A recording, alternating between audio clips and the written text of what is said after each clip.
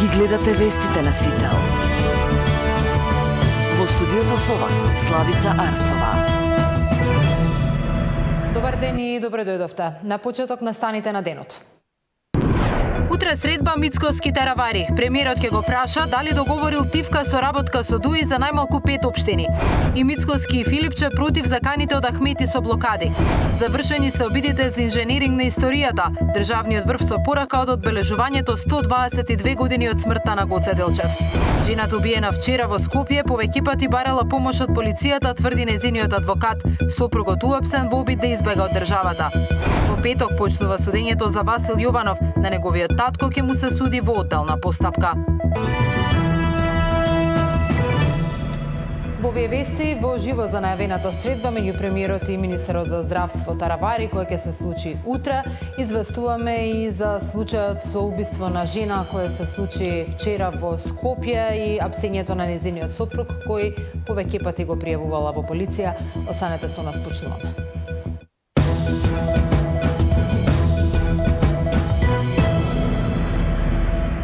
Мицкоски и Таравари утре ќе имаат средба на која ќе се разговара за идното учество во владата. Ден претходно премиерот јавно му порача дека ќе сака да слушне дали е точно дека има тајна коалиција со Ахмети за тивка соработка во најмалку 5 општини за локалните избори.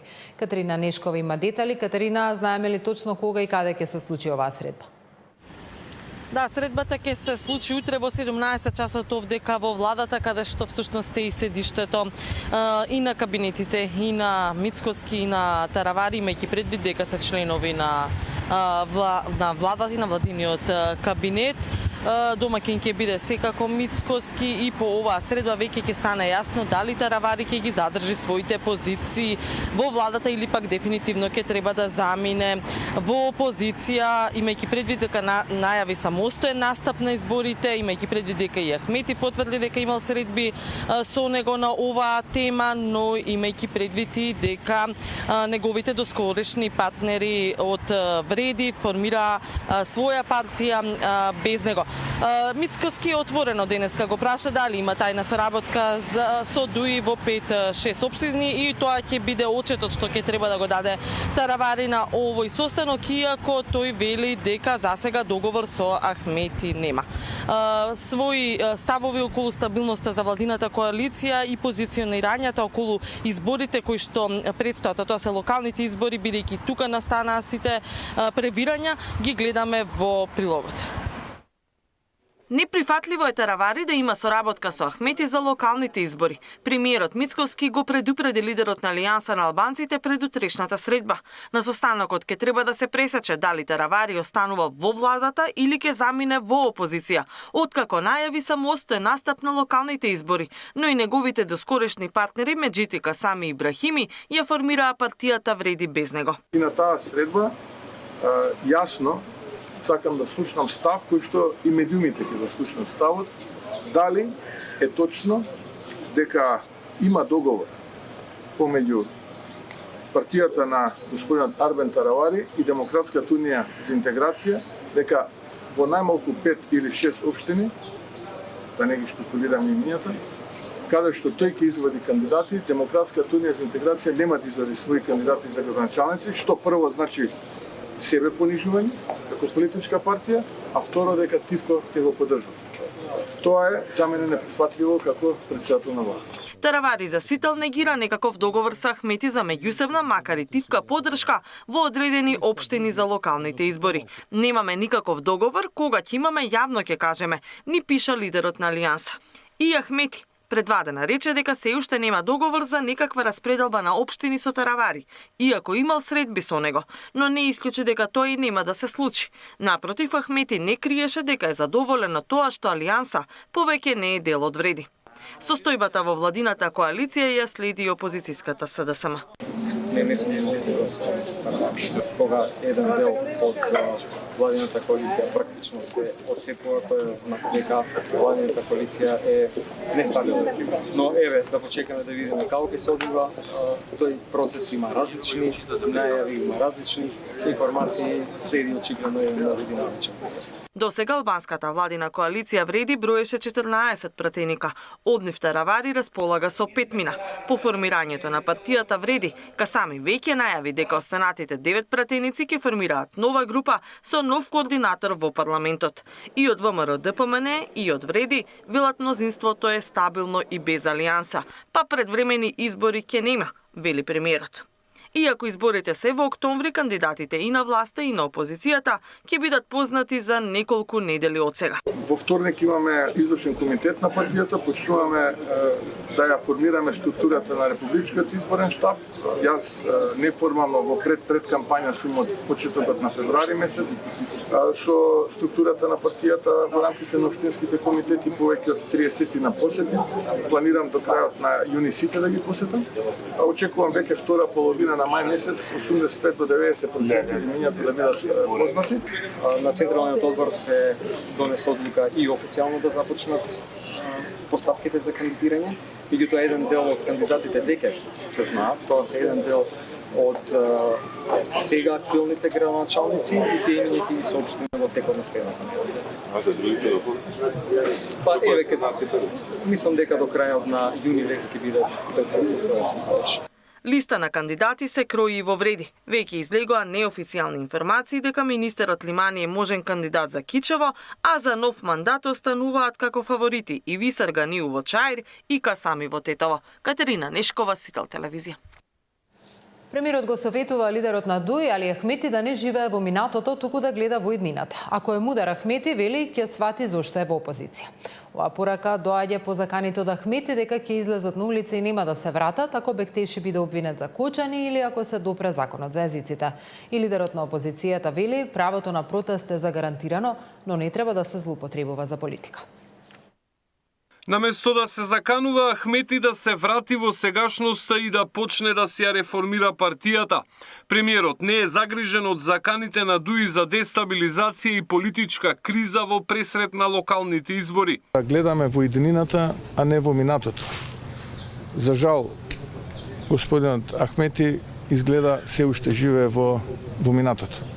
Затоа што ако живее во сегашноста, ќе може да направи огромна материјална разлика помеѓу минатото и луѓето од минатото и сегашноста во која што тој е во опозиција, а околу него има многу милионери кои што на грбот на граѓаните во Македонија се збогатија. И тоа е основната причина зашто тој е во опозиција и мислам дека ако е мудар, како што се представува, ќе извлече поука и наместо да се заканува, ќе направи структурни реформи и програмски и кадровски во неговата партија и со нови ликови, со нова програма ќе излезе пред македонските граѓани да ја бара довербата. Имаат право да протестираат, но не и да дестабилизираат, порача и опозицијскиот лидер. Прво дозволете да кажам дека сметам дека правото на протест е уставно загарантирано право, меѓутоа апсолутно не сметам дека треба да се злоупотребува во политички цели. Ахмети оваа недела брифираше дел од медиумите дека ако Бектеши биде обвинет за пожарот во Кочани, ДУИ ќе излезе на улици и како што рече, враќање нема. Го повторил ставот дека ќе ги бойкотираат локалните избори ако се допрел законот за јазиците, пошто државата ќе влегла во политичка криза од која единствен излез ќе бидат предвремени избори. Александар Спасовски, Сител телевизија. На одбележувањето 122 години од смртта на македонскиот великан Гоце Делчев, државно-политичкиот врв излезе со порака. Имало обиди за фалсификување на историјата, но тоа е завршено. Гоце Делчев е македонец и тоа ќе ги научиме и идните генерации. Свеченост во црквата Свети Спас во Скопје без присуство на делегации од Бугарија. Обид за инженеринг за вистината за Делчев. Премиерот Мицкоски со силна порака дека идните генерации ќе слушаат само вистинската вистина за Гоце Делчев и дека жали што некои пробале да ја искриват колективната меморија на македонскиот народ за овој великан. Кога велам да го чува и да го негува, да ја пренесува вистината, онаа вистина каква што вистински се случувала, а не вистината која што за жал некои се обидуваат да ја искриват. И во колективната меморија на македонскиот народ во минатото имаше обид за инженеринг да таа вистина биде поинаква. За среќа, тоа е веќе минато, а наша обврска е вистинската вистина да ја пренесеме нивните генерации за овој голем македонски титан Гоце Делчев. Јас го разбирам светот како поле за културен надпревар меѓу народите. Непознатата мисла на Делчев денеска ја повтори опозицијскиот лидер Филипче, кој порача да се работи токму во оваа насока, а не младите да го сваќаат светот како поле за карта во еден правец. А Гоце Делчев кажал дека треба светот да се разбере како поле за културен надпревар на народите, треба да работиме во таа насока, а не младите да го сваќаат светот како поле за карта во еден правец. И на крајот го кажал дека Македонија е полето каде што ние треба да делуваме, треба сите заедно да сватиме дека само заеднички можеме да направиме тоа, да Македонија ја унапредуваме и надградуваме и со човечки капацитет и со вредности. Со највисоки почести денеска беше оддадена почит на македонскиот великан во црквата Свети Спас, каде почиваат неговите останки. Председателката, премиерот, владина делегација, представници на политички партии, представници на дипломатскиот кор и функционери се поклонија на гробот на Делчев и положија свежо цвеќе. Одбележувањето на 122 годишнината од неговата смрт започна со панихида, одслужена од страна на поглаварот на Македонската православна црква, Охридска архиепископија господин Стефан, во сослужение на свештениците од Скопската епархија. Одбележувањето помина мирно и достоинствено под силно полициско обезбедување. Немаше представници на бугарска делегација. Габриела Лескова, Сител телевизија. Жената убиена вчера во Скопје повеќе пати барала помош од полицијата, тврди нејзиниот адвокат. Сопругот уапсен во обид да избега од државата. Во петок почнува судењето за Васил Јованов, на неговиот татко ќе му се суди во одделна постапка.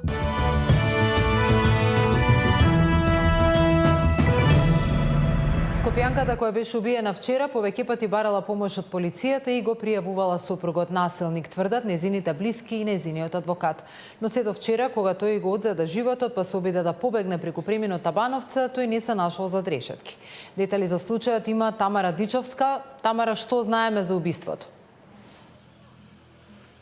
Да, вистински хаос се случувал синоќа тука во општината Шуто Ризари, откако маж ја убил сопствената жена и како што кажа ти, подоцна се обидел да избега, но беше фатен од полицијата на граничниот премин Табановци. Уште една жена го загуби животот онаму каде што треба да се чувствува најбезбедна, тоа е во сопствениот дом. Блиски пријатели и познаници на убиената, денеска на убиената Рамајана, денеска успеавме да поразговараме со нив и ни ја раскажа сцената од убиството, на кое што можам да кажам дека буквално наликува на хорор филма. За време на убиството било присутно и едно од нејзините малолетни деца.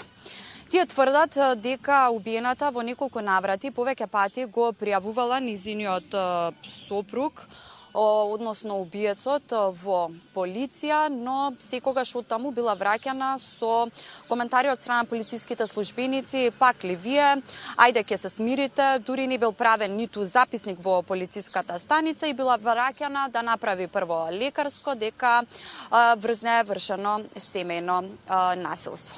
Од обвинителството ја чекаат обдукцијата, па во текот на денот треба да биде поднесено и обвинение и дали ќе се бара мерка притвор за убиецот. Како што кажав, и адвокатот тврди дека таа му покажувала и му кажувала во неколку наврати дека семејното насилство од страна на нејзиниот сопруг бил пријавуван во полиција. Во продолжение слушаме неговата изјава. Она претходно самата пријавувала во полициска станица каде што живее. Но од страна на полициските службеници немаме конкретни никакви информации што било преземено. Не знам, за да не навлезам. Препоставам дека информативен разговор е прибавен со насилникот, но немаме информации што понатаму е направено. Со оглед на тоа што она заврши веќе трагично и е почината, препоставувам дека не се преземени соодветни мерки. Да, тоа беше адвокатот Сргјан Намет, а Фатима Османовска, каде што убиената Рамајана работела кај неа, но и била и блиска пријателка. И таа денеска пред нашата камера тврди дека врз неа било вршено семејно насилство, дека дури таа неколку пати се јавувала во полиција да пријави, но таму и велеле дека Рамајана треба лично да оди да го пријави насилникот, зашто и таа кажа дека сведочела дека заедно убиената Рамајана со нејзиниот татко во неколку наврати оделе во полиција и го пријавувале насилникот, но таму секогаш се враќале безуспешно или со истиот одговор. Во продолжение слушаме и нејзината изјава. Се работи за еден познат насилник. Насилникот го имам запознаено пред повеќе од 10 години, каде што во претходниот брак имаше вршено семено насилство, беше пријавувано и постапено. За среќа, тогашната негова сопруга успеа да избега. И навистина ја се чудам како немаше аларм вклучено кај институциите, кога веќе се пријави за втор пат насилство од познат насилник, немаше реакција. Во неколку наврати имам јас лично јавено во полиција за да реагирам, меѓутоа ја бара жртвата сама да пријави. И сведок сум последно дека во јануари пријавила заедно со нејзиниот татко. Значи нејзиниот татко, нејзиниот родител е сведок колку пати пријавила и може и да сведочи колку пати неуспешно пријавила, за жал, пред полиција. Кој бил одговорот на полицијата во сите овие наврати? Дека ќе се смират.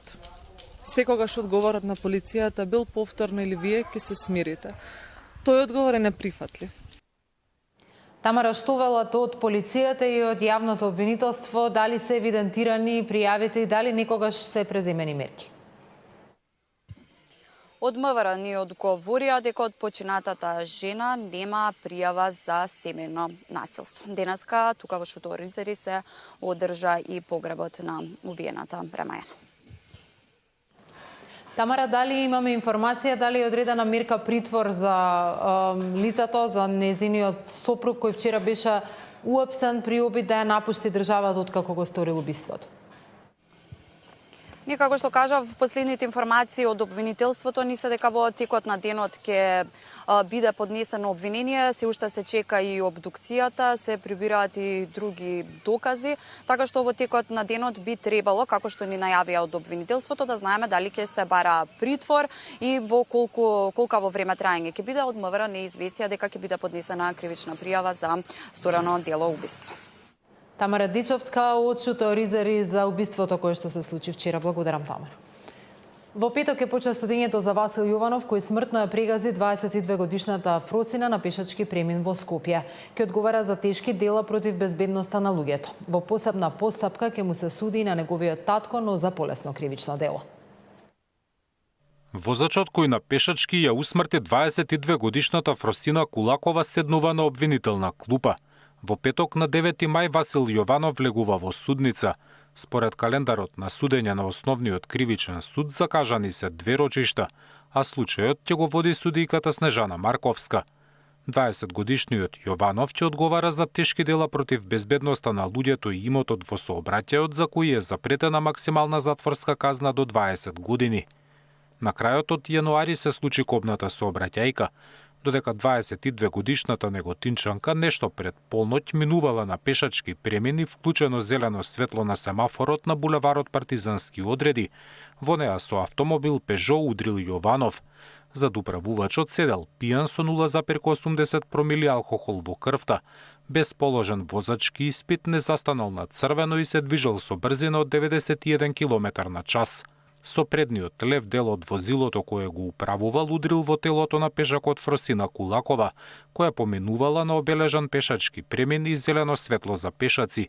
Од силата на ударот оштетената се издигнала во воздух и удрила во семафор, поставен на разделното пешачко стојалиште, па се здобила со тешки телесни повреди од кои починала на лицеместо. Почетокот на судењето Јованов го чека во притвор. За случајот, но во друга постапка ќе му се суди и на неговиот татко. Зоран Јованов е обвинет за предизвикување општа опасност, бидејќи повеќе од 2 години му дозволувал на својот син да управува автомобил иако не поседувал возачка. Во тој период, младиот Јованов сторил 11 сообраќајни прекршоци, не застанувал на пешачки, не почитувал семафори и возел под дејство на алкохол. Зоран Јаневски, Сител телевизија. Над 300 велосипедисти, рекреативци и граѓани учествуваа на велосипедската тура по патеката на Оризот во спомен на трагично загинатите во клубот Пулс, која заеднички организираа нивните семејства и општината. Наместо протестен марш по градските улици, денес кочанчани во знак на поддршка и сплотеност со семејствата на починатите и повредените во трагедијата во дискотеката Пулс организираа велосипедско возење. Над 300 велосипедисти и спортисти, заедно со родителите на починатите, од централното градско подрачје се упатија кон селата Градовци, Мојанци и Долни Подлог, или по така наречената патека на Оризот, за во 12 часот и 5 минути пристигнат пред дискотеката на смртта, за да оддадат едноминутна почит. Почит кон трагично починатите, кон пријателите, семејствата, родителите, повредените. Сочувствуваме сите заедно и ја делиме болката која се прелеа во целото општество. Владее голема тага, вознемиреност, збунетост. Но исто така се воочува и чувствува огромна поддршка на маршовите за ангелите. Но неминовно е да се запрашаме дали треба да ни се случат трагедии за да си подадеме рака и да се сплотиме. На настанот уште еднаш беше потенцирано незадоволството од реакцијата на институциите на системот по трагедијата. На 4 мај 903 в борба загина Гоце Делчев. Животот го даде за Македонија, Македонија слободна да биде. А денес, на 4 мај 2025 година, Македонија е заробена држава. Заробена на авторитет, сконцентриран во еден центар на моќ, власта, без контрола и баланс, која ни го донесе 50-тиот ден од нашата болка, празнина, тежина. Родителите, роднините и пријателите на настраданите порачаа дека ќе продолжат со собери и протести и ќе бидат уште погласни во барањата правдата да излезе на виделина. За Сител, Трајан Ристовски.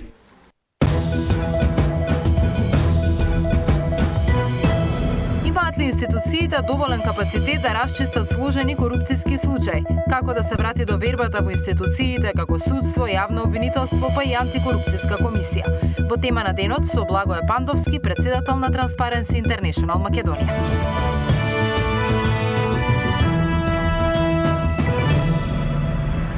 Минатиот месец царината наплатила 13 милиони евро повеќе од истиот месец лани. Велат од царината велат дека зголемените контроли веќе даваат резултат. Над 190 милиони евра наплатила царината во април, споредбено со истиот месец лани. Во државната каса се слеани речиси 13 милиони евра повеќе. Зголемени приходи се забележани од данок на моторни возила, царина, акцизи.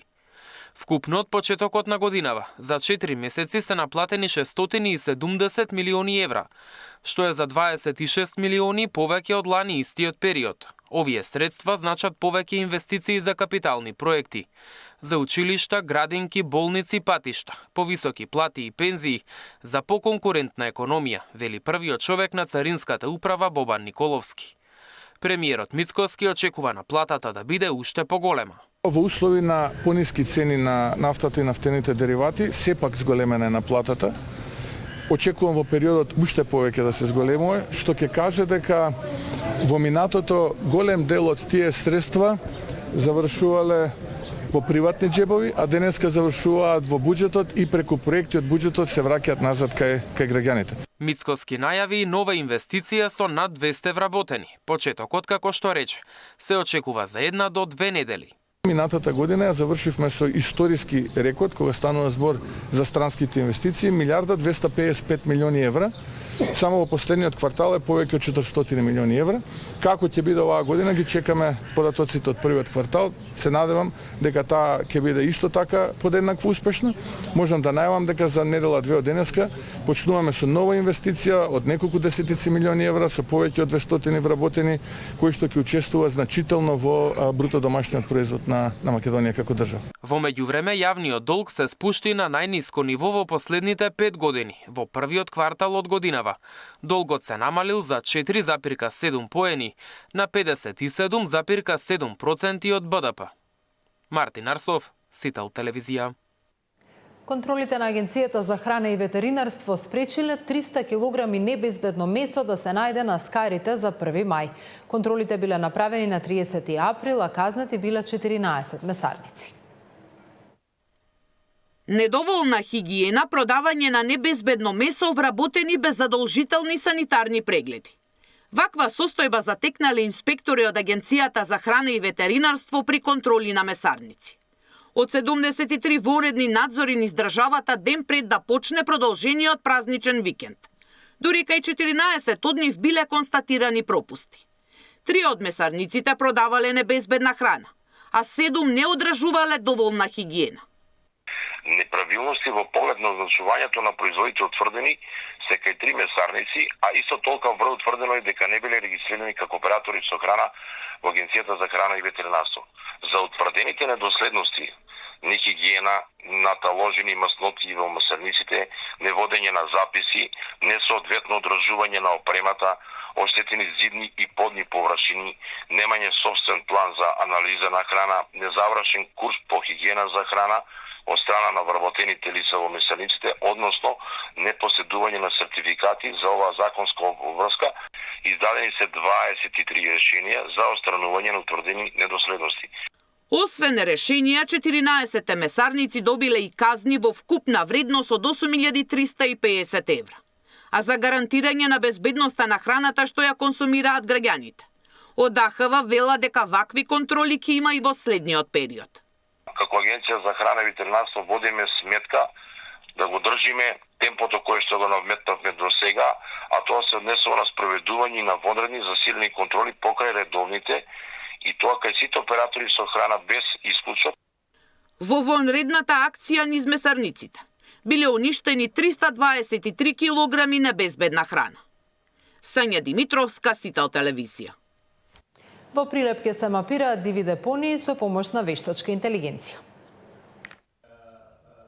Центарот за иновација и развој ИНОС од Прилеп заедно со софтверската компанија Вертекс од овој град изработија софтвер за мапирање на диви депонии и менаџмент на отпадот со помош на вештачка интелигенција. Имено мобилна апликација за оваа намена се инсталира на телефонот и потоа кога ќе забележите некаде дива депонија, ја фотографирате и тие податоци се собираат во систем.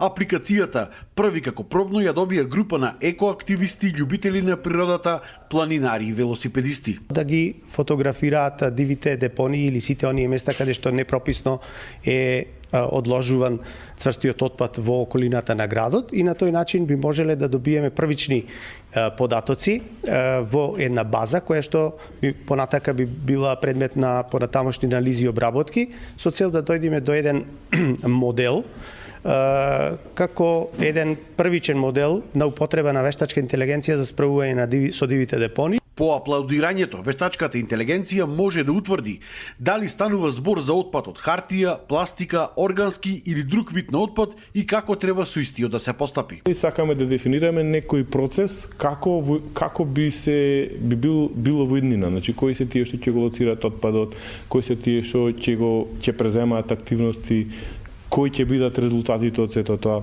Една од можностите беше фирмите кои што се задолжени за чистење на отпадот, фирмите кои што собираат некаков отпад за рециклирање, тие би биле главните и евентуално ние планираме некои екоактивисти кои би сакале нештото да го исчистат. Инспекторите од општина Прилеп се пожалија дека нивниот број е многу мал, дека отпадот се фрлал во време кога тие не се на работа и тоа дека немаат законско право да ги легитимираат несовесните граѓани. Кога утврдиме дека некој одлага отпад на локација која што не е наменета за таа намена, да не сака да се идентификува. Во моментот не можеме да знаеме дека ќе се соочиме со таков проблем да имаме повикано полициска асистенција. Исто така во иднина треба да се утврди кој се би ги користел овие податоци и како. Односно, идејата да добие имплементација во пракса, а не само да остане како убав пример на хартија.